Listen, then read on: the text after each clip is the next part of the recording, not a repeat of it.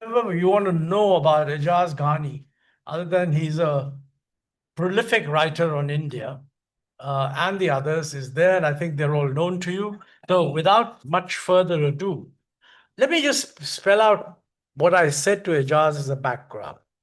I think part of the problem is that virtually on every subject, everybody has written about the problem. So I said, I will not allow any discussion of the problem. Just assume that whether or not unemployment has gone up or down for men, women, educated people, not in the past, we all know that we've got a big problem in the years ahead. I mean, everybody agrees with this, even the government. So let's look at the forward looking part that in order to do a better job on employment than we have done or than we are currently doing, what is it that we should do? Now, when I mentioned this to Ejaz, he said that's absolutely the right thing. And I told him, but even on that, lots of people have written. But he says, and this is the key, he says that a lot of people have written about what to do, but they haven't written about how to do it, which is why it just looks like a slogan, nothing gets done. So he's going to focus not only on what to do, but also how to do it. So, with those words, I'm delighted that we have Ejaz here, and it's all yours, mate. Thank you, Monte. Monte, that's an extremely challenging assignment that Monte set for me. I have tried my best. I may have faltered, so you can point it out. But before I start, let me thank Monte, Lavish, Manmeet, and Gurpreet for helping, for me to prepare the PowerPoint. And, you know, uh, I thought it would be good. The PowerPoint is detailed here, but just a bit of introduction. Um, India's goal for a 30 trillion economy by 2047 isn't stalled by lack of ideas, but by a set of structural breaks that turn our greatest asset into liabilities. We have the world's best digital infrastructure, yet we still use a heritage based banking and credit system that starves our job creators. My roadmap is simple. We must release the handbrake by replacing the dead capital with live data and turning regulatory dwarfs into global gazingas. We can move from a consumption led paradox to a job led miracle. That it's time to stop managing unemployment and start unleashing 1.4 billion people. We stand today in the shadow of a profound paradox. India is the fastest growing major economy in the world, yet GDP growth has decoupled from job creation. We are told the engine is roaring, but the tires are spinning in place. Recent critiques from the IMF point to a slump in private investment and a gap in our data standings. They see a C rating to a statistical system and hollow consumption. I see something else. I see dead capital. 100 lakh crores of wealth trapped in disputed land, while our landless youth are build the next Tata or Reliance. I'm here to argue that the Viksit Bharat 2047 is not a destination we reach by doing the old things better. We reach it by doing new things entirely. Today, I'll show you how we can use the digital bypass to dismantle the credit apartheid in our banking system, and how the mobility shield can finally unlock the latent energy of 50% of our population. The choice before is simple: trust the data of the 1.4 billion people or continue to pay the price of friction. Before I go into the PowerPoints, let me raise 3 or 4 headline questions. The first is India experiencing a jobless growth crisis? The answer is GDP is soaring, but it's high capital growth that doesn't reach the streets. We are currently flying on half the engine because our gazingas, the young high growth firm, are being starved of credit. Until we fix the credit architecture and the banking system, job-led growth will remain a sport for a few, not for the millions. The second big question is, why is our private investment so low despite high GDP growth? I mean, it matters for jobs. And the answer is, it's the collateral trap is the headbrake on private investment. Investors aren't sitting out because they lack confidence. They're sitting out because our banking system is stuck in the 19th century. When 70% of credit requires land as collateral, we aren't funding ideas. We are funding the heritage. We need to pivot to information-based lending to turn data into our new gold. The third big question is, how do we fix the unemployability of Indian graduates? And the answer there is, shatter the paper ceiling, competency over credentials. We have a degree inflation in India, where a piece of paper matters more than a skill set. We need a competency pivot where industry-led apprenticeships in the Phoenix economy, which is the green tech and AI, carry more weight than a hollow degree. We must stop producing graduates and start building builders. My final question is, second last question is the IMF C grade rating for India's data a serious concern? And the answer is, the C rating is a legacy system for a legacy old system. While our data surveys are slow, our data digital public infrastructure is alive and real-time ledger. The paradox isn't that our data is bad, it's that we haven't yet integrated our digital footprint in our national accounting. We need a digital national ledger to reflect the 21st century India. So the IMFC rating can be very easily overcome. And finally, what is the biggest unlock for a 30 trillion GDP? Viksit Bharat. Unlock the 50%. And I'm talking about gender. India is the fastest growing economy in the world, but it has the lowest female participation in the labor force in the world. So if we unlock the 50% of the women who don't work, the gender dividend is India's fastest path to prosperity. Graduate female unemployment is over 20%. This is the greatest return on investment failure in our history. By removing the triple tax on women, and the triple tax on women are mobility, care economy, and safety. If we address this, we will not achieve social justice, and we will not be able to add 2 percentage points to our GDP growth, all calculated. And anyone who needs the PowerPoint should get in touch with Manmeet and Gurmeet, and they will get the PowerPoint from here. So let me go to the slides. The first slide, I'm being helped, right? Yeah, okay. Now, what is the jobs paradox of India? The jobs paradox of India is the huge divergence between high capital intensive growth and low labor absorption. This is a structural anomaly.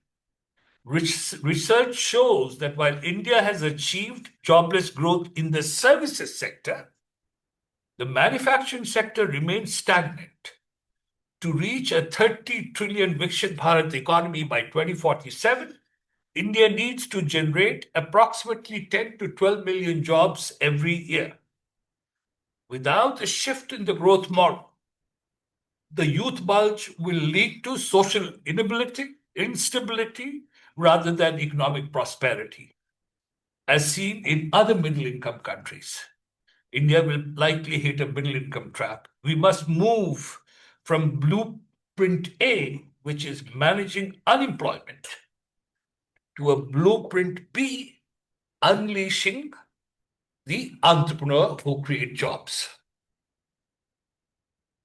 Let me move to the second slide, which identifies the first break on India's ability to create jobs. And this is the collateral trap. That is the lending in India by the banks. They use land as a collateral. Without land, you can't get a loan. And this has created deadlock capital, credit apartheid, and innovation starvation. The evidence is, based on our work in the NBR research, the misallocation of land is the primary driver of resource inefficiency in India. When 70% of bank collateral is real estate, credit becomes a function of heritage, not potential. The gazingas, this collateral trap prevents capital from flowing to the most productive firms and instead protects inefficient firms that happen to own land. To achieve Viksit Bharat, we must liberate the finance from land and transition to a system that prizes intellectual and cash flow assets. We will now move to the break number 2, which is focused on the missing middle in India, or we can call it regulatory dwarfism. The path of prosperity is dwarf. It's blocked by regulatory tax, and it has led to productivity misallocation. The missing middle is a unique Indian pathology. When firms do not grow, they simply get old. As documented in our World Bank research paper, the regulatory environment creates a perverse incentive for regulatory dwarfism. Efficient firms that should be able to become gazingas, high growth engines, stay small to bypass the governance tax. Bridging this gap is the lowest hanging fruit for the Prime Minister's Economic Advisory Council. If India's dwarfs were allowed to scale to their highest natural size, we would see an immediate surge in formal high-wage employment. So we'll now move to the break number 3, which is the gender jobs paradox. It is the graduate paradox among women. It is the triple tax on women. And it is India by not able to use 50% of the labor force. It's flying only on one engine. India's female labor force participation remains a structural outlier in the G20 countries. The triple tax on women creates a market failure where the female talent is taxed out of the formal economy. Research suggests that achieving gender parity in the workforce could boost India's GDP by 2 percentage points. This is not merely a social objective, it is a hard-nosed economic strategy. We must treat the care economy as a professional infrastructure sector that, if formalized, can create millions of jobs while unlocking the latent productivity of 50% of our population. We'll now highlight the break number 4 on India's job potential, and this is the paper ceiling, the degree skill mismatch.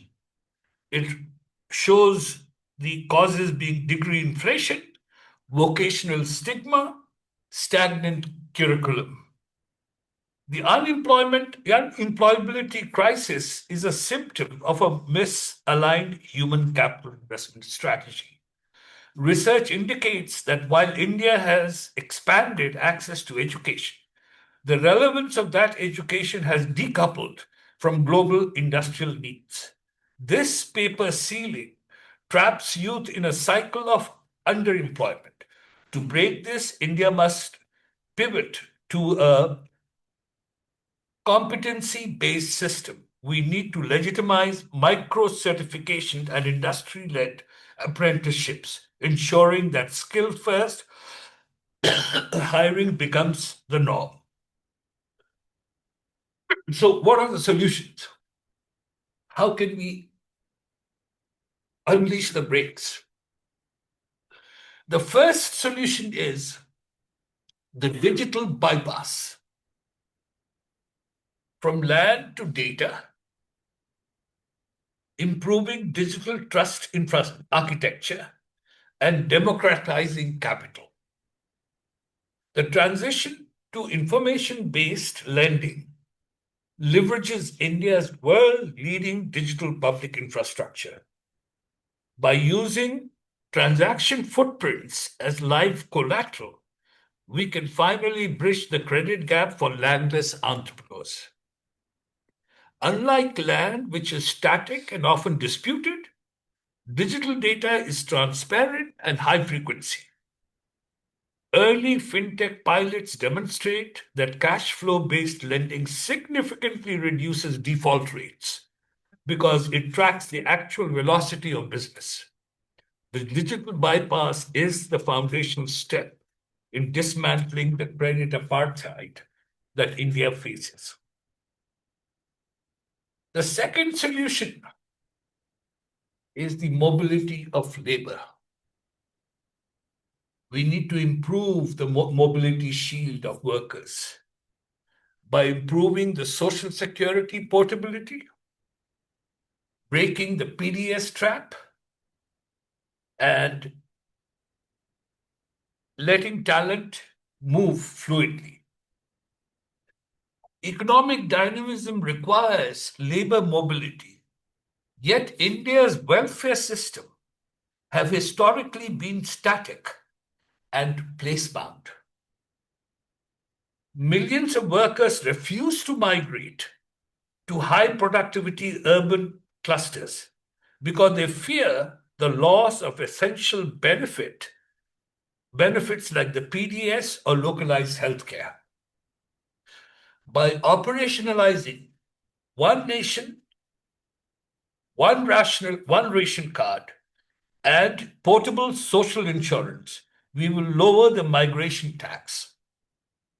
This mobility shield ensures that talent can move to wherever the marginal productivity is higher, fueling urban growth and accelerating the convergence of poorer states with India's. It'll really help my state Bihar with this. They'll move around much more with the mobility shield.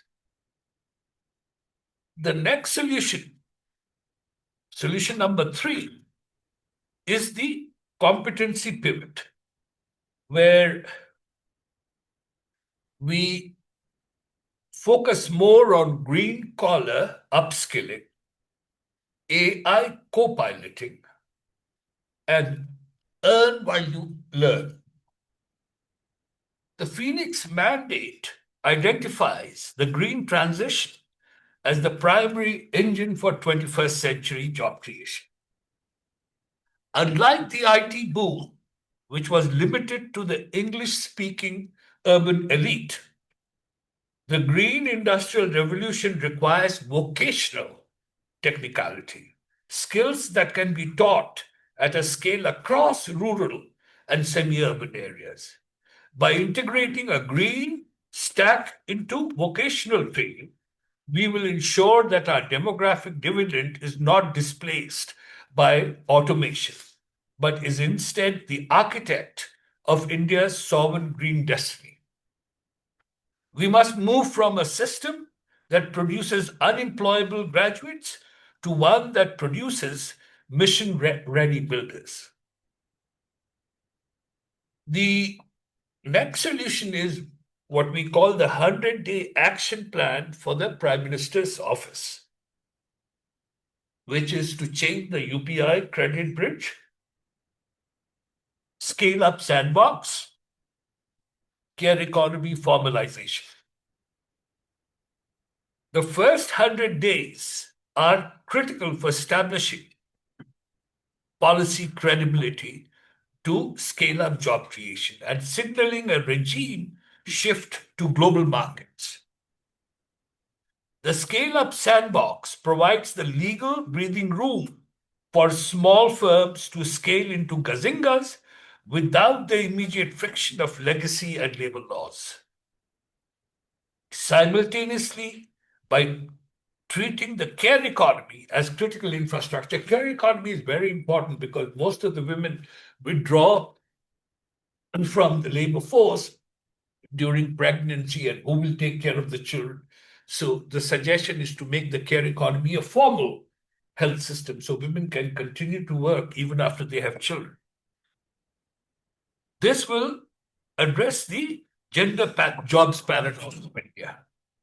These are not merely administrative changes, they are high-impact legislative interventions designed to break the coalition for stagnation and prove that the state has shifted from catcher to a pitcher. So let's move on to the role of the state and what will be the impact. Should it be a regulator or enabler? Should it focus on trust over friction? Should it reward outcome-based rewards? Should it focus on sunset or sunrise industries? The evidence shows that the Inspector Raj mentality remains the single greatest governance tax on Indian enterprises. To achieve Viksit Bharat, the state must transition to a regime of deemed approvals and self-certification. By lowering the cost of doing business through trust-based government, we liberate the entrepreneur's time from paperwork to production. Furthermore, the state must stop being life support system for zombie firms and instead become an accelerant for sunrise sectors. The shift in the state's DNA from a suspicious regulator to a strategic enabler is the prerequisite for the Phoenix economy. How can India take advantage of its comparative advantage in the global context? How can India benefit from the China plus one strategic window, the policy API for the global south, and green sovereign supremacy? The global economic order is in a state of flux, providing India with a unique window of opportunity. However, capital will only flow to India if our labor markets are seen as flexible and our credit markets are deep. By successfully implementing this jobs roadmap, India doesn't just grow itself, it creates a modular policy API for other developing nations.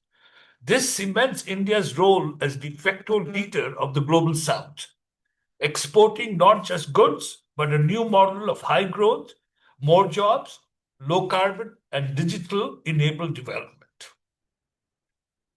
So, in summary, what will be the road to 2047? Is it finance? Is it regulation? Is it gender and mobility? Is it skills? The synthesis of these four pillars forms a coherent economic nervous system. Each pillar reinforces the other. Digital credit enables small firms to grow. Regulatory sandboxes allow them to scale. Portable benefits allow labor to migrate and move. And competency-based training ensures that labor is fit for the future.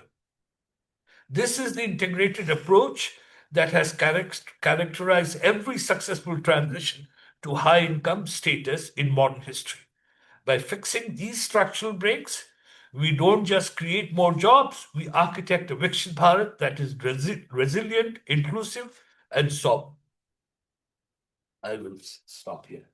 Well, thank you. I must compliment you. You've taken less than the time allocated. This breaks all records. So I think if you want a 3-minute statement, what do you think is really important? No? Okay, let us go to Santosh and then to Radhicka. You have, Okay. Yeah, he's just. you have a presentation? Okay, Paro. You give me the remote? The remote. I have a conclusion also. Let me pick up my phone so I can time this. I can actually see that. I guess I can stay. Yeah. So,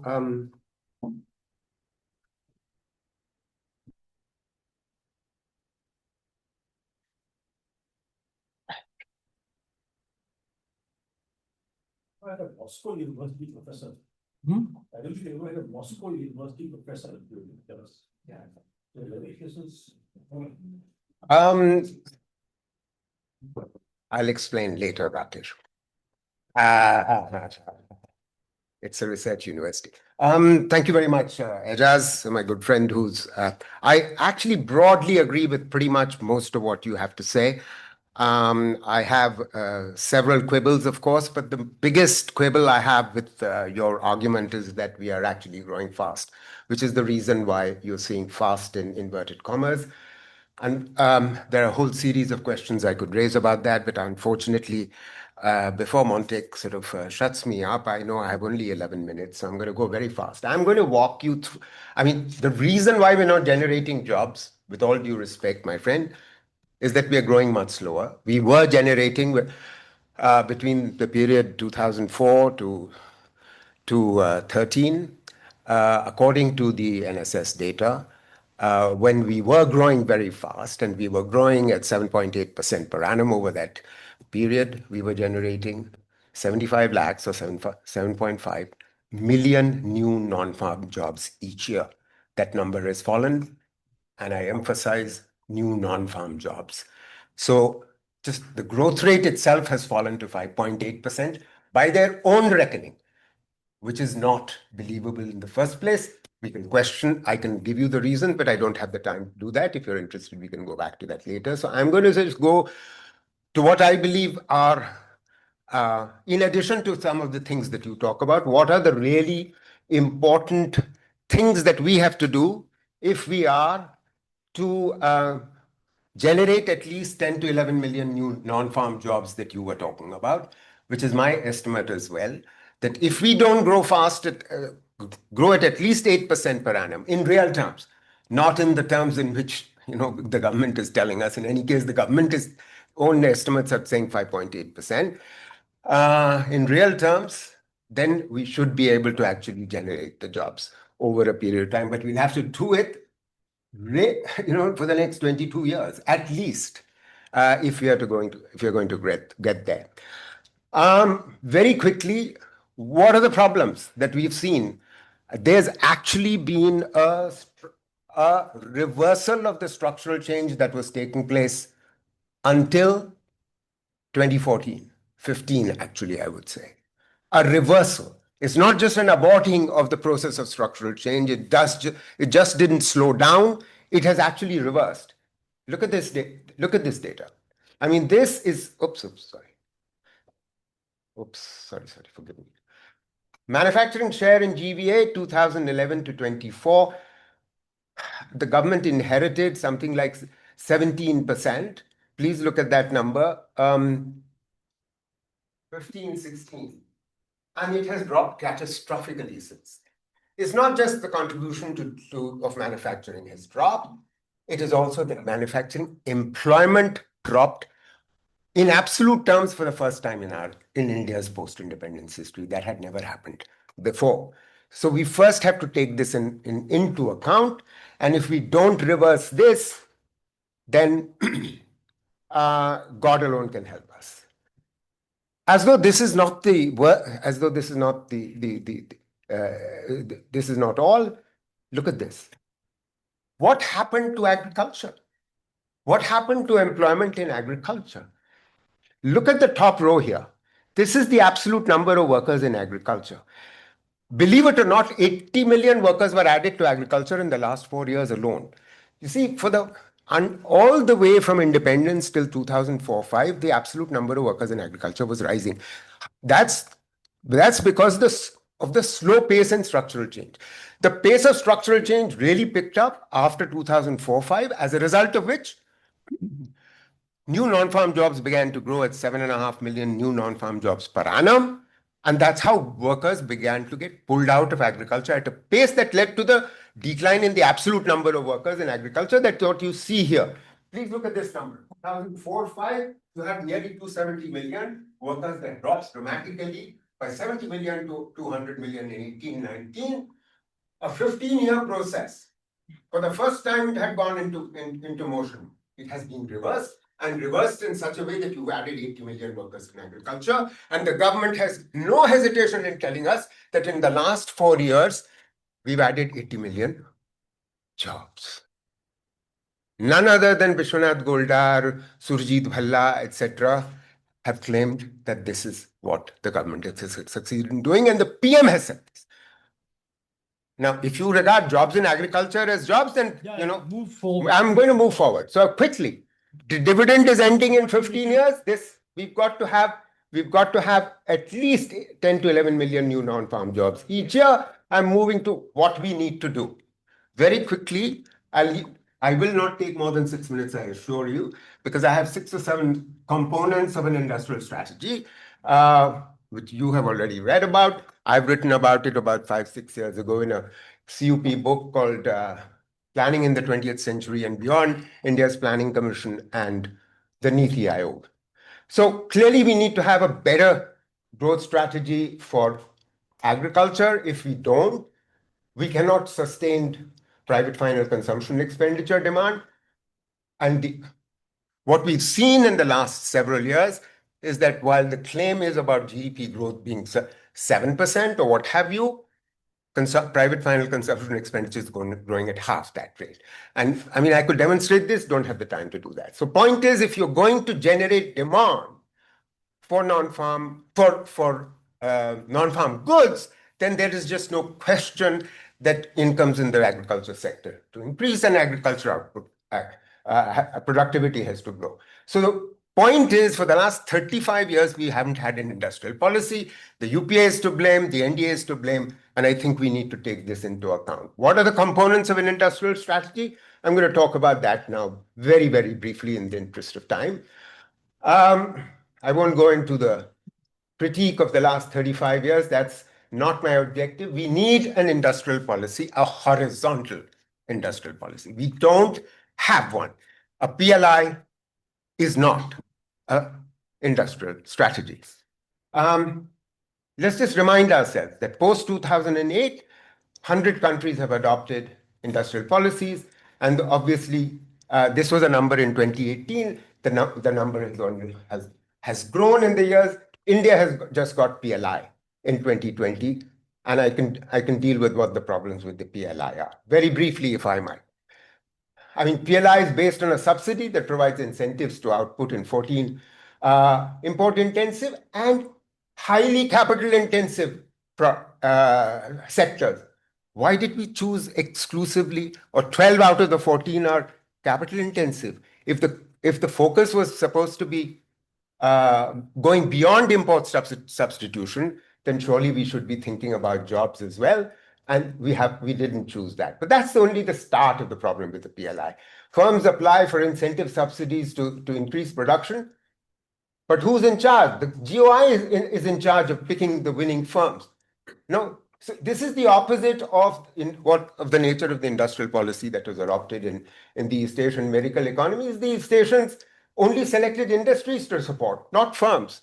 I mean, letting bureaucrats actually decide which firms means that you're going back to the license permit route. I could go on, but I won't in the interest of time, because I really need everyone to understand that we need a coherent horizontal manufacturing strategy which is aligned to export and import policy, which means, first of all, reversing the inverted duty structure, especially with China.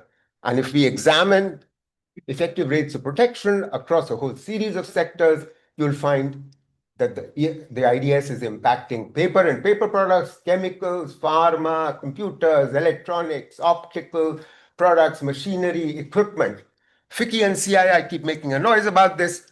No one is listening. A tariff commission existed that's been actually done away with. And listen, there was no IDS in the auto sector. The auto sector has really thrived in the last 15 years. There was no IDS in the pharma sector. The same story. Just as auto has thrived, pharma has also thrived. So if we don't fix this, forget about building up the domestic manufacturing. This is an absolutely critical dimension of the horizontal manufacturing policy. Let me move on rapidly. This is the one vertical dimension of industrial policy that I talk about in the 7 components. We need special packages for 5 labor-intensive industries to create jobs. What are they? 50% of all manufacturing jobs in our country are accounted for by 5 sectors. 50%, half. Apparel garments, textiles, food processing, wood manufacture, and leather and footwear. They have the potential for both raising exports for us, but also meeting domestic demand. These were what were growing rapidly in the period until 14, generating manufacturing jobs. And this will create jobs in the MSME sector. That's the important point. Connected to this is, coming back to the horizontal dimension of industrial policy, cluster development. Hardly anyone in this country talks about cluster development. You know how laggard states, late industrializers have developed an industry? Applies to Italy, applies to China. Cluster development, it would interest you to know that there are 5,500 organic clusters existing across the whole country. 1,450 of these are modern industry clusters. About 4,000 of them are handloom, handicraft, and other traditional products. There's an MSME ministry program there, very poorly funded. And there are design problems with that. In the interest of time, I just can't talk about it. Let me move to the 4th dimension. We keep talking about infrastructure shortage. If we were to design our infrastructure investments in such a way that we focus on mid-sized towns which have poor infrastructure, and align the urban infrastructure development with manufacturing clusters, in other words, you're linking back to the previous point that I'm making, then you're going to be able to attract more investment and actually create jobs at the MSME level. That's the 4th point I make. I just have 3 more points and I'll finish in the next 1.5 minutes, I assure you. Human resources. My good friend has already spoken about it. We are all on the same page, but there's one point that I don't think we fully understand. We somehow think that, it's all about skills. The government also seems to think about it's all about skills. Is it? There are 2 foundational problems with the way our skills program is structured. Skills alone. And let me assure you, I've been working on this theme for the last 15 years. I wrote the chapter on employment and skill development in the last plan of India, the 12th plan. By the way, China has already moved to its 15th, along with an industrial strategy. And the home of the industrial strategy and industrial policy in China is the NDRC. Never mind that. The point here is, all these station countries, what's common about them is, one, general academic education, universalized well before, their industry takes off. Point 1. Point 2, their skill development is driven largely by employers and by industry, which is the way it is in Germany. Which brings me to my 2nd point about skill development, which is our skill development strategy is supply driven. It's not demand driven as it was in East Asia or it is in Germany. It is supply driven, hence it's government managed, it's government financed, and there is not a hope in hell because it's not the government that's going to give the jobs. Are the IS officers going to give jobs? They've not given any jobs to anyone. So why do you think suddenly they're going to sort of think through how skill development programs are to be designed? There's just most recently a CAG report on NSDC and PMKVY. Don't even begin to get me talking about it. I'm going to move on. 6th and 7th point, my last slide. Two more components of India's manufacturing strategy. One, the 6th one. We are attempting to build industrial corridors to engage in GVCs and meet the export and domestic demand for manufacturers. Two industrial corridors are already coming up, but there are serious planning problems with these. Particularly, the serious problems have led to very long drawn-out processes of land acquisition, as a result of which the industrial corridors have not come up. And it requires the kind of meshing between central government and several state governments for industrial corridors to come up along a whole stretch of a territory. If you look at the map, it runs along of these industrial corridors. It runs along the Golden Quadrilateral. And the space has been appallingly slow, and this has a lot to do with center-state coordination failure. And finally, we used to have significant design capacity in our country. We've never had a national innovation system. We still spend 0.64% of GDP on R&D. It's not just that. 70% of that expenditure is in the public sector. And most of that either goes to DRDO or to atomic energy. Not just that, it doesn't stop there. It's primarily concentrated in the CSR.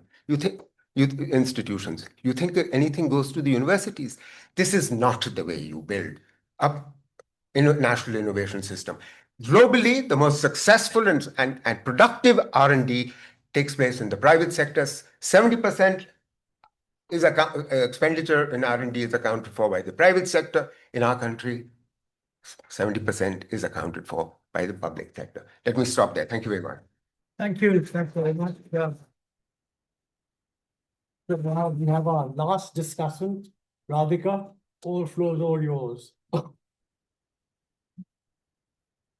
Thank you so much, sir. And thank you, Dr. Ghani, for a very comprehensive presentation. I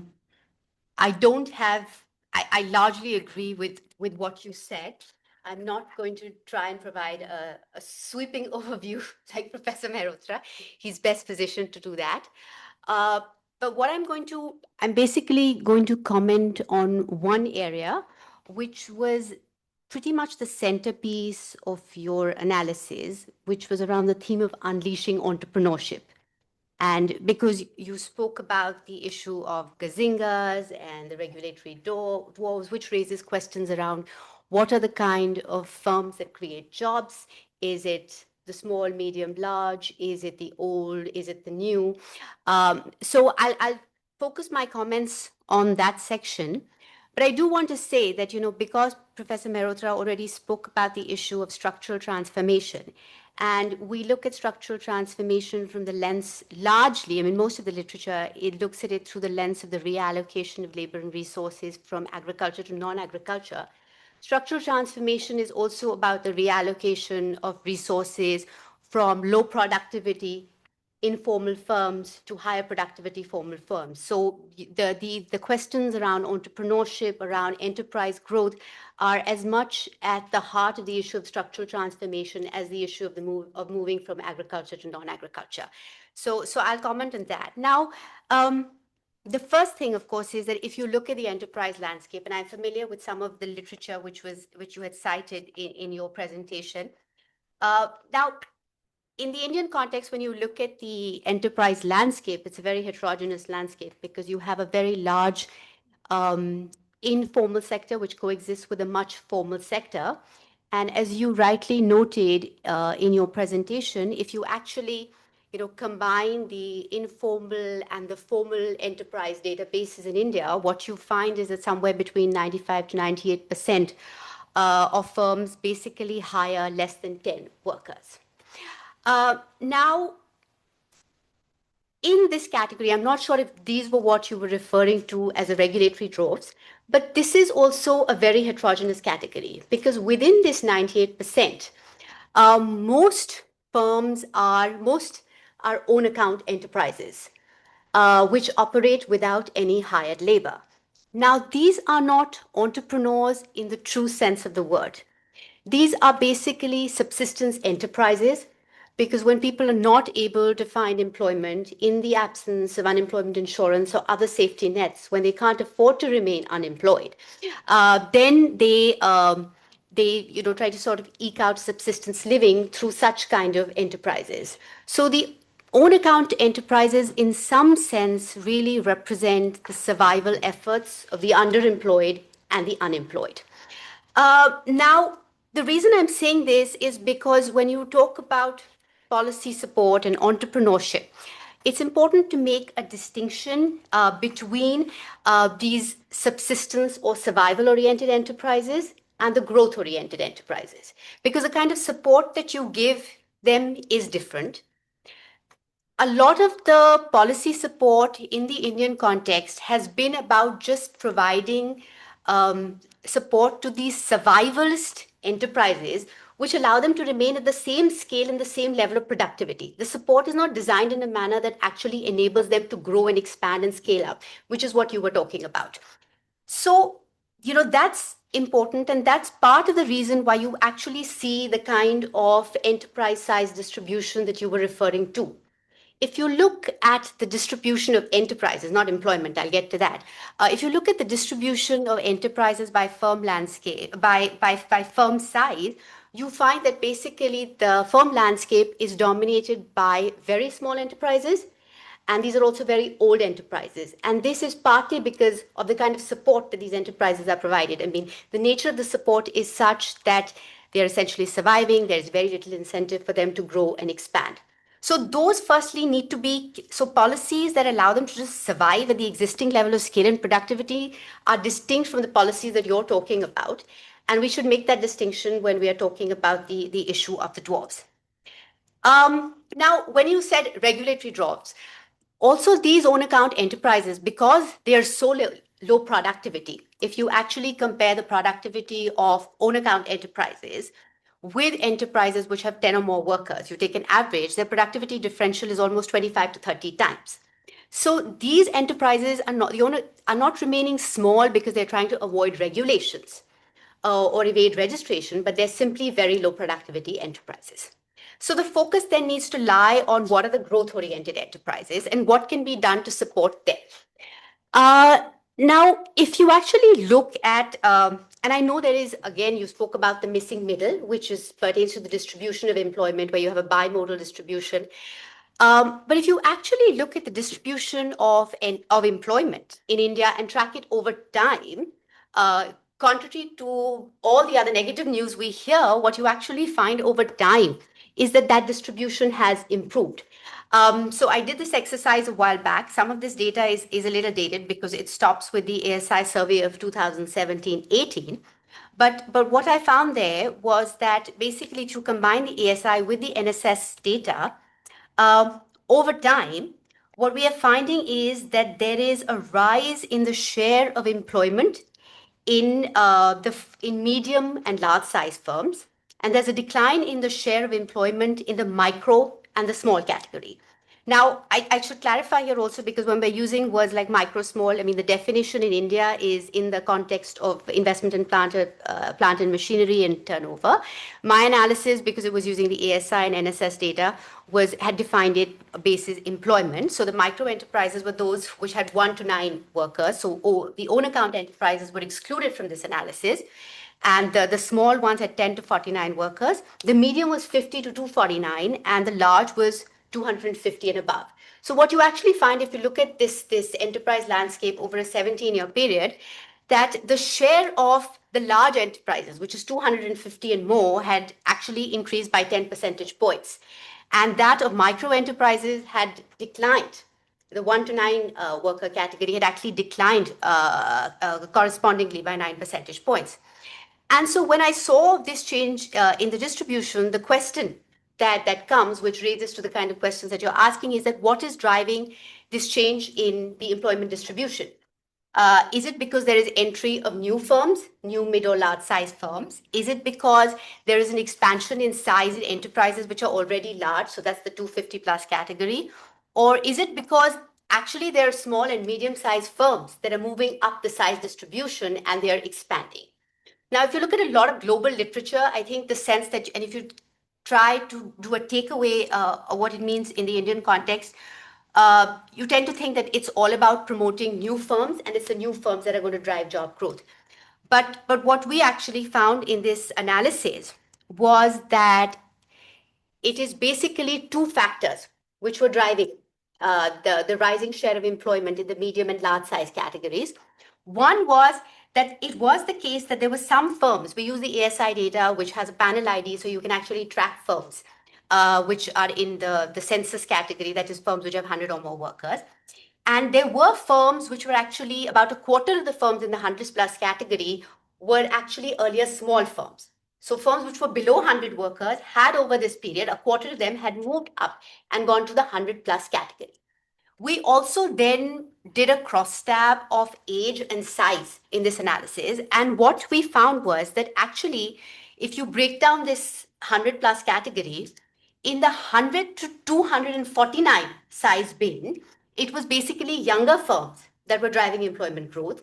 But in the 250 plus category, it was actually the older firms which were driving growth.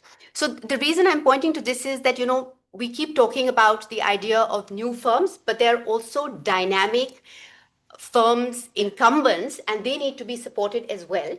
And there are many of these which are also in the 50 to 100 category, which are scaling up and moving to the 100 plus category. So now to your question of what can actually be done to, support these firms. Martin Rama had referred to them as constrained gazelles, which are held back by policy fixable constraints. And you've highlighted several of those constraints here. And the one that I think is particularly critical is the access to credit. And I completely agree with you on, the importance of what you called the digital bypass and, transaction footprint as live collateral to help them access credit more cheaply and more easily. The Open network is an example of that in the Indian context. But I think one of the other things also is that we need to think about how firms which don't have a digital footprint can also leverage these networks, and the digital divide doesn't accentuate the gap between these firms, such that those which were, dynamic, but just constrained by lack of access to credit, get left behind further because they're not able to leverage the opportunities provided by this digital, what you call the digital bypass. The other issue that you referred to was the regulatory bottlenecks. And there again, there is, of course, a lot of literature, and Team Lees puts out this analysis where it talks about how the regulations are particularly onerous for the small and medium enterprises. So I'm completely on board with that. But the one thing which in your framework, when you talk about unleashing entrepreneurship, most of the constraints that you talk about are on the supply side. But there is also the issue of the lack of demand, which as Professor Mehrotra has already shown in his slides, and it's widely acknowledged, is also a problem. Now, the problem of lack of demand is perhaps particularly acute for the MSMEs. And the question is, where is the demand in the economy going to come from? Now, of course, we're not an export-reliant economy, so do we look at domestic demand? But for domestic demand, again, there are issues around the lack of purchasing power because people don't have better paying jobs. And it's only when they have that demand, then there will be investment, and that in turn drive more jobs. So that's a chicken and egg problem on the demand side, which I don't know how to solve. But basically, for unleashing entrepreneurship, you have to look at both the supply and the demand side. So in your framework, I think thinking about addressing that chicken and egg problem on the demand side is particularly important. How do you boost demand? Now, of course, you could argue that, for example, the rationalization of the GST could be one of the things that is boosting demand in the short run, but is that really going to be sustained? And on top of that, you also have the issue of China having excess capacity and their cheap products likely to flood the Indian market, and that in turn also adversely impacting demand for Indian MSMEs. So in that framework, I would like to sort of just highlight this point. The other issue is yeah. Sure. So the other point I wanted to pick up on your enterprise, you touched on it, and Professor Mehrotra also touched on it, is the issue of automation. It's widely believed that MSMEs use more labor-intensive techniques of production compared to larger firms, and that indeed is the case. But again, if you track over time, what you find is that the capital intensity of production has been rising in large enterprises and MSMEs as well. So I am all for, I have no quibble with the strategy for promoting labor-intensive industrialization, the points that Professor Mehrotra laid out. But I do think we need to think more carefully about the challenge of automation in these labor-intensive industries and how we're going to deal with it. And I noticed that in one of the earlier Word documents, you had talked about a new social compact. And I think the question is that if you see Darren Acemoglu's work in Power and Progress, and he talks about the idea of there being a fear of excessive automation. So how do we avoid that and steer the state to adopt more pro-worker technologies? And that becomes particularly important for economies like India, which haven't reached the Lewisian turning point, and where labor-intensive industrialization might be a less accessible path of structural transformation on account of automation. So it would be nice to get your thoughts on that as well. Would you like me to conclude? I think if that's okay. Yeah, it's fine. I just wanted to also say that I completely endorse your point on the issue of the care economy. I think the care economy should be included. It can't be included in PLI, but as a part of sectoral policies, it's critical because it addresses barriers both on the demand and the supply side that women face when it comes to entering the labor force. And importantly, this is one of the few sectors which is going to be less susceptible to job destruction on account of automation. Okay. You had something you wanted to. Yeah, if I may, just very quickly, I just want to thank for an excellent presentation and the proposal on how manufacturing sector is not done well, and that you need improved industrial policy to achieve the jobs in it. Excellent presentation on entrepreneurship, how you need improved entrepreneurship. But both the presentations did not disagree that India's growth has decoupled from jobs. It was still there underlying. They are proposing new policies. The problem with the two new policies is that, IMF also gave a C rating. Private investment is low. Manufacturing sector is not doing well. Entrepreneurship is not doing well. But these are not signs of a weak economy. India is growing strong. These are the friction heat of an engine trying to break free from legacy handbrakes. We do not have a jobs problem. We have a structural brake problem. So the solution to this is not just improving the past policies, but in order to achieve Viksit Bharat, it's not a destination we can reach by doing old things better. It is a destination we reach by doing new things entirely. Trust the 1.4 billion people. I highlighted that debt capital, gender, digital. Well, I'm not going to go into that, but those are the new agenda items. Okay, good. Well, thanks very much. Let's take some questions. Can I say, make the questions pointed? Preferably begin by saying I either strongly agree, but, or I completely disagree, and. That way we know where you stand. So, who wants to ask question? Davish, let seniority. So, determine. very pointed question to actually all the three panelists, inspired by Radhika's comment on credit being the core problem. How do we know that? Could it be that it's actually space and the cost of space, which is one of the biggest constraints?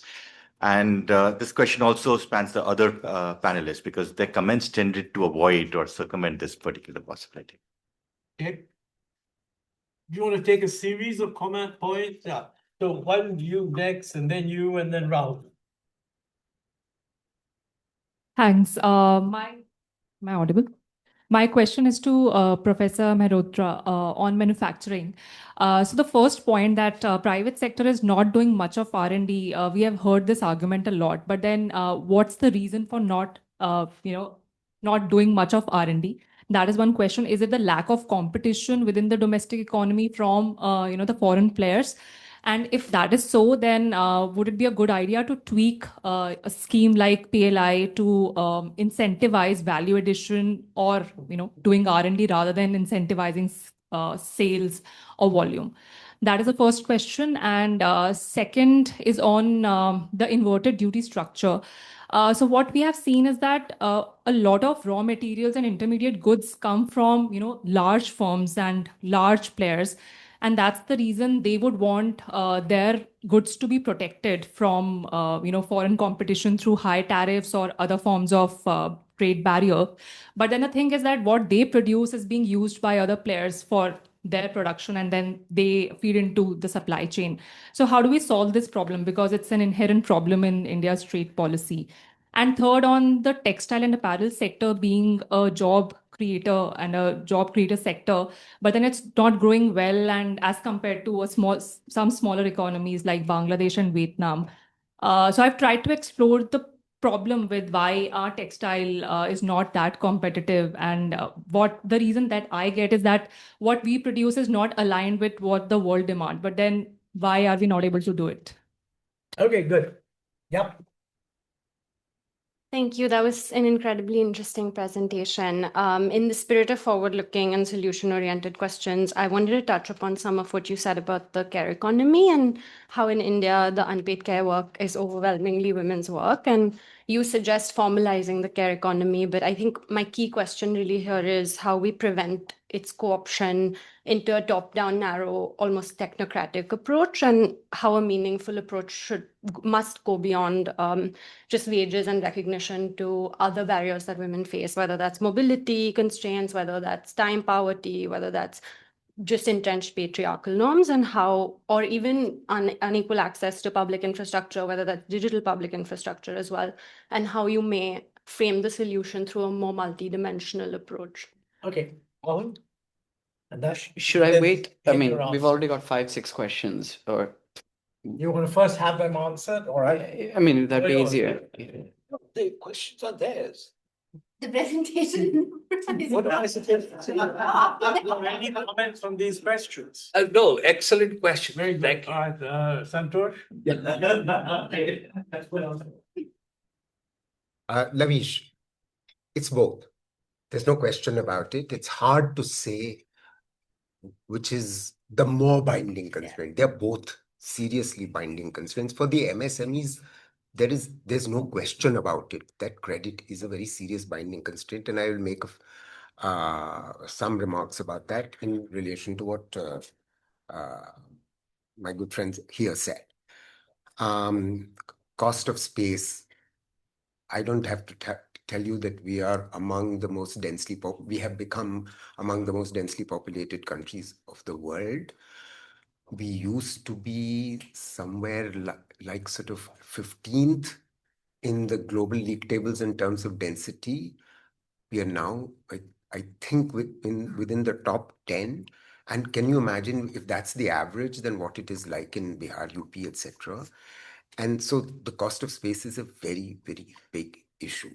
In the interest of time, I won't go into detail, but I have no choice but to address this credit issue. I think Ejaz is forgive me, Ejaz is overly sanguine about the potential of BPM. I'm so sorry.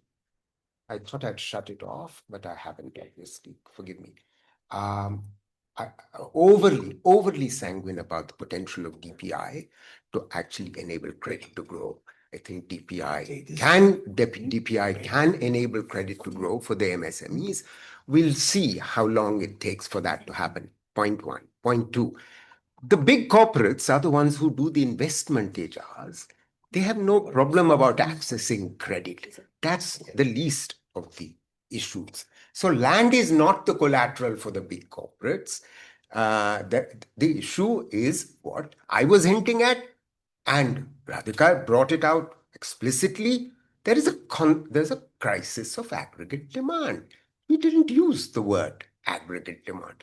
We've got a crisis of lack of non-farm jobs, of demand in the bottom 50% of the population, stagnating if not falling, household savings dropping, private final consumption. Okay, so I won't go further. I know Montek has already looked at me. Let me quickly speak about, yeah. He was my boss, so I know when he's saying something. Manufacturing, private R&D. Why is it not growing? Is it lack of competition?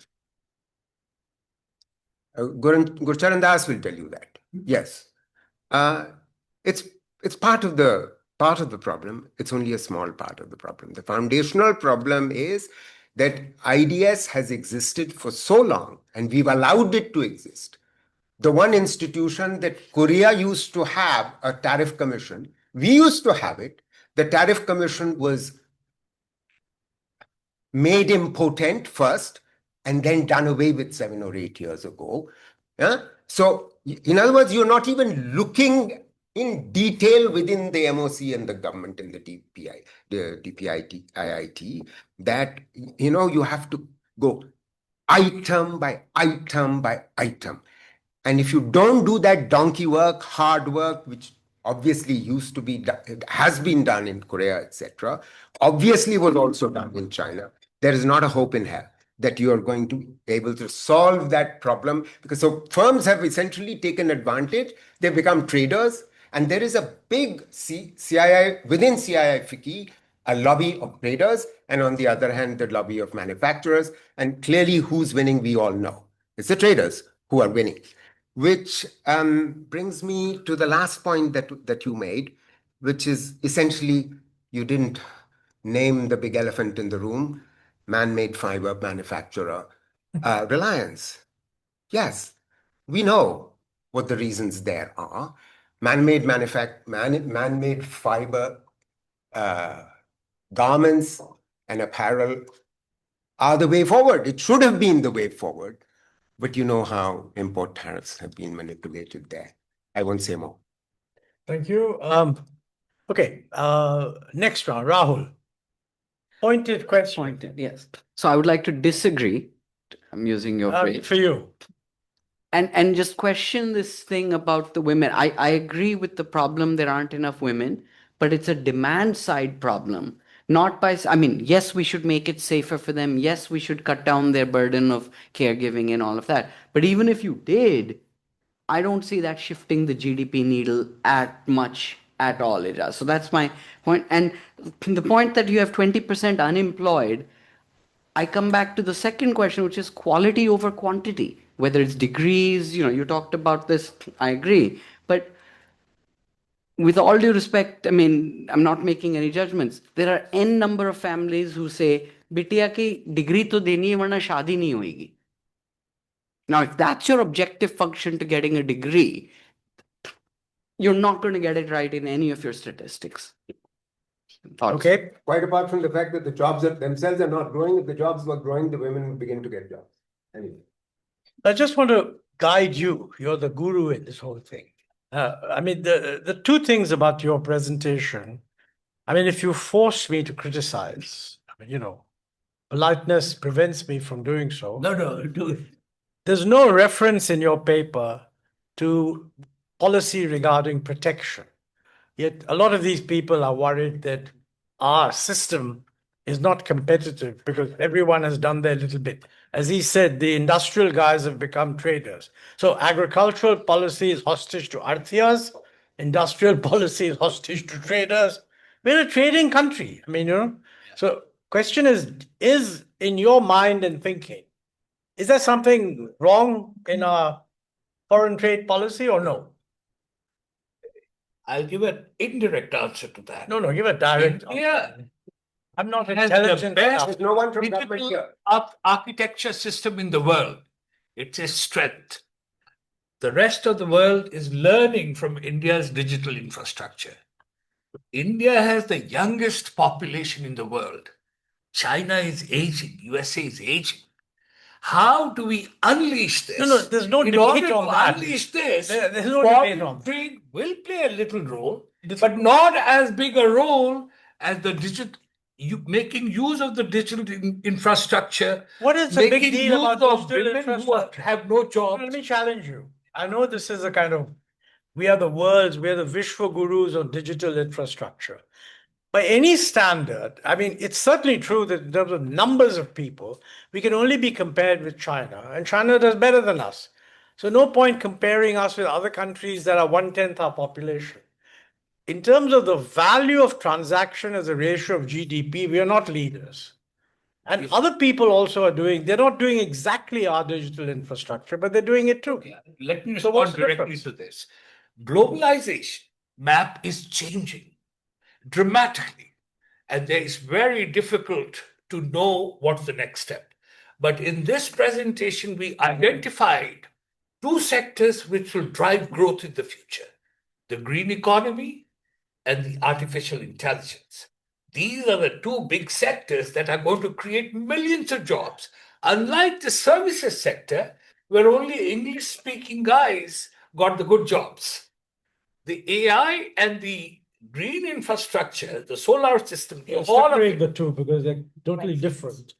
But let's take them one by take green infrastructure. Foreign trade policy is very relevant for green infrastructure because the lower cost of green infrastructure is because of Chinese supplies.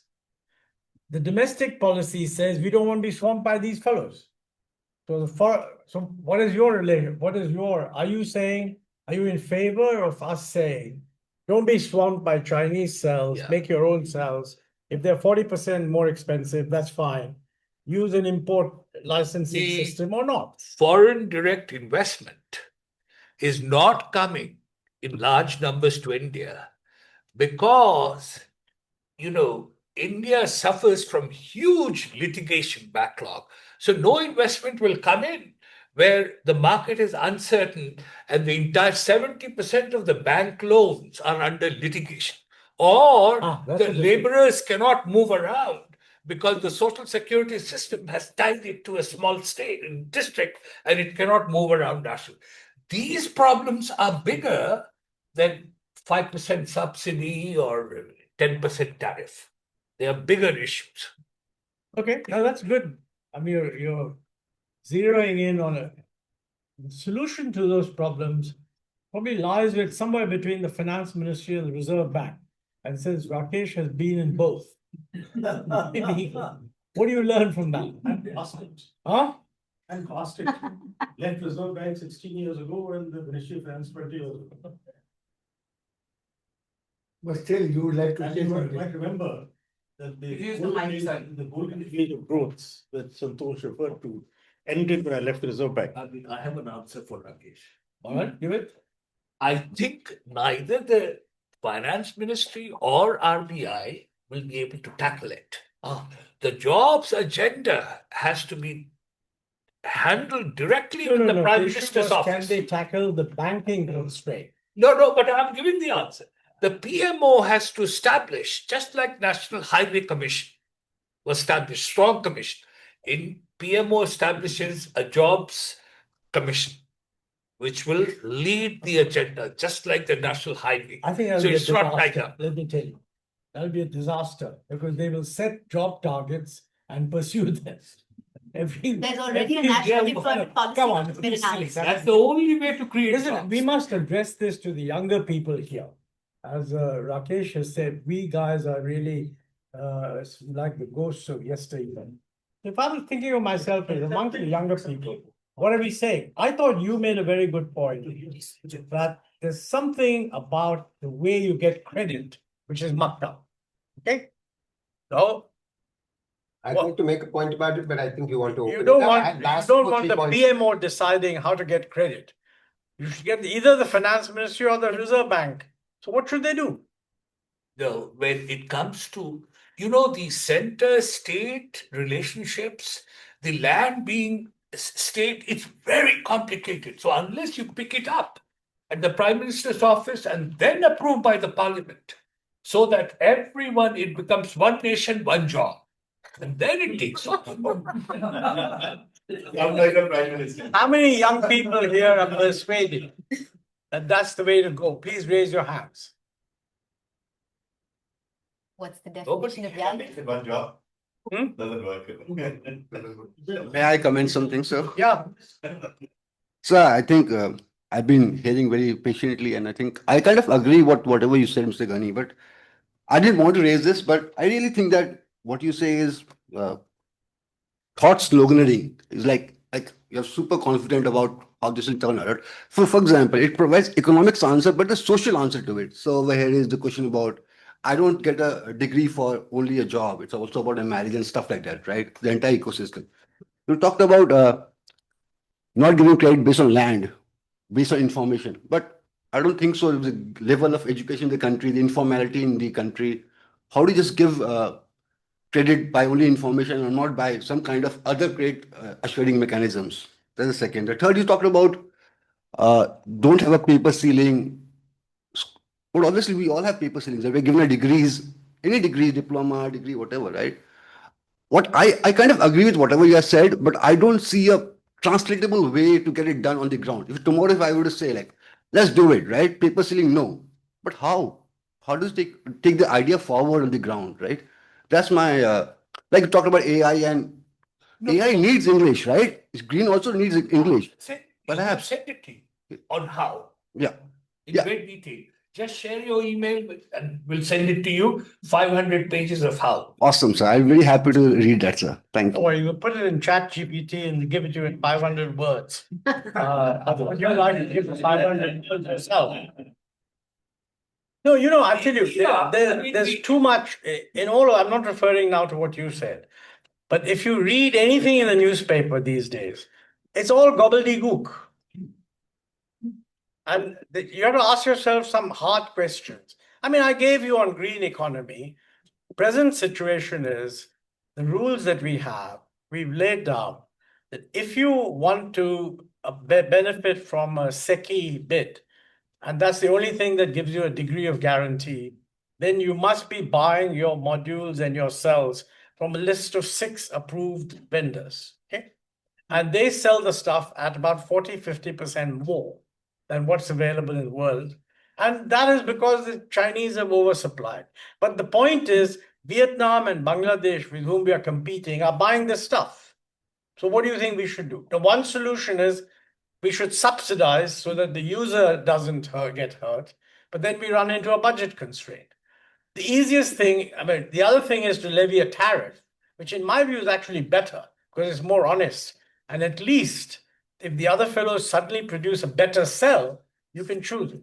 Here, these guys don't have to improve the technology of their cells at all because whoever wants to build a goddamn plant has to buy from them. Is that a good proposal? I think there is no dearth of ideas.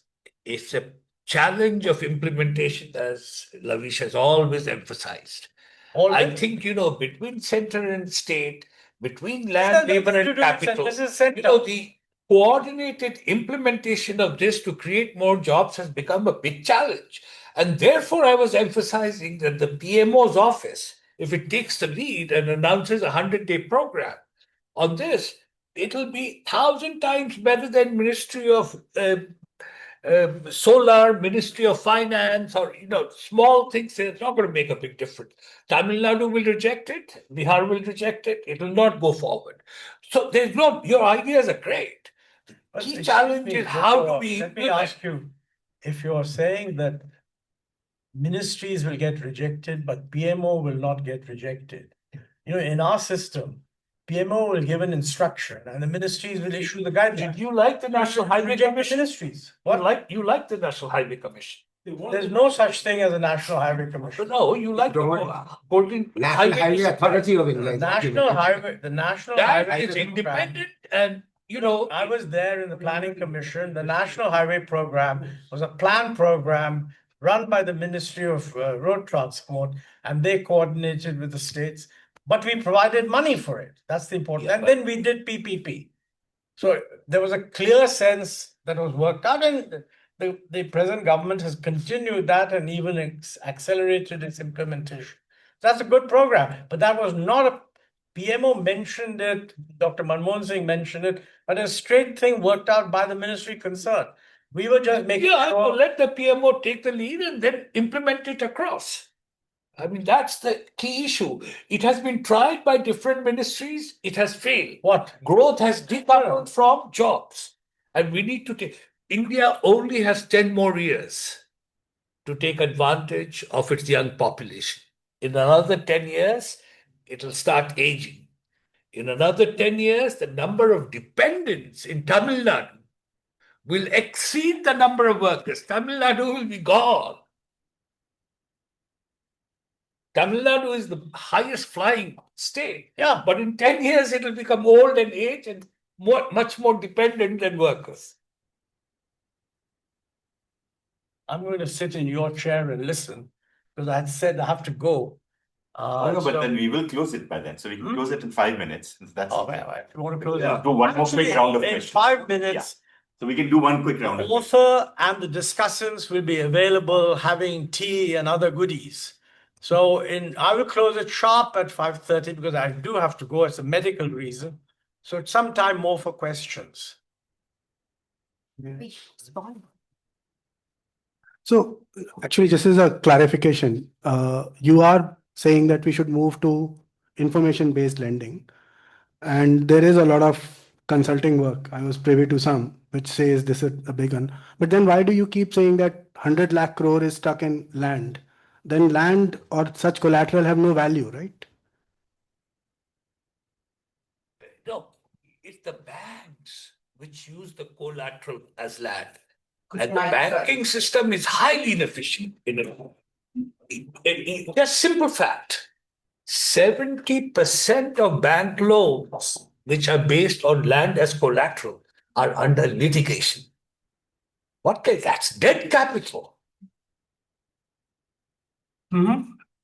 Correct? Factual disagreement, which you can sort out. Actually correct. Come on, let's have some of the younger people here asking questions. What? Hello. Yes, the lady. So what? Stand up, it'll be easier to hear you. Sure. Thank you. Am I audible? Yeah. One major question. On one hand, we're talking about formalizing the care economy, but at the same time, we're also talking about prioritizing skills over degrees, which is an informalization step in. Would you maybe clarify on that? Are we focusing on formalizing the institutions or rather focusing on an informal sector? But I would add another point. I think just to provoke you, I'm totally in favor of doing something for the care economy because we're not being fair to the women in the workforce.